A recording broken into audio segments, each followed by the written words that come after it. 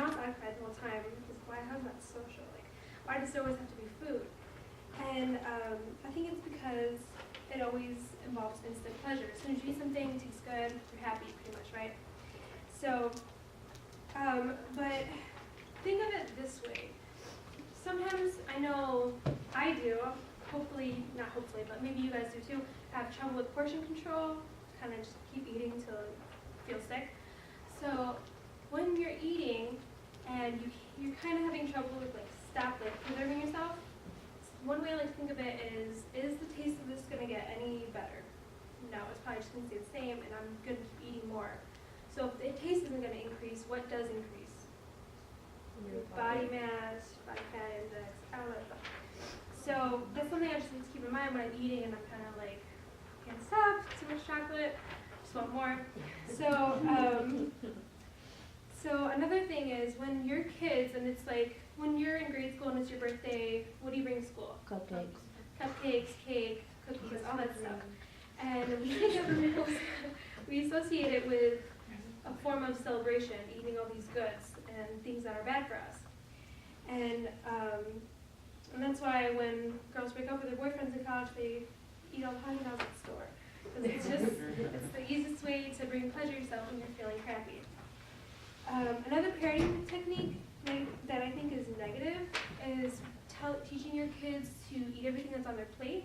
When you're a kid, it's more natural for you to just kind of eat when necessary because there's so many other things you'd rather be doing. You'd rather be running around, making fun of people, whatever, being a kid. And when parents are forcing us to eat, like eat everything on your plate, eat now, and you're not hungry or you don't want to eat anymore, that takes away the mentality we have to stop ourselves from eating when we're not hungry. So we grow up with this disconnect of when we should eat and when we shouldn't eat and when we should stop. So right now I'm involved with an organization called the Good Food Project, and we go to schools from kindergarten all the way through high school. We do food tastings, like citrus tastings, vegetable tastings, stuff like that. And we have the kids fill out a ballot. And we kind of disguise it by saying that they're being food critics for the day, so it seems a little more fun than just like eating fruits and vegetables. But they actually really enjoy it because they're introduced to these, most likely these foods they haven't tried before. And they actually enjoy it, and then afterwards we ask them, how do you feel? And most of them say, I feel happy, I feel energized, and stuff like that. And I'm not making this up, I know it sounds kind of hard to believe. But I think that it's really important to teach kids at a younger age a good relationship with food. I know that I've struggled pretty much my whole life with unhealthy relationships with food, and it's something that I think needs more emphasis on in the health industry. So if we can teach kids at a younger age healthier connections with food and how to eat, they can grow up healthier and we can all be healthier as a society. Questions?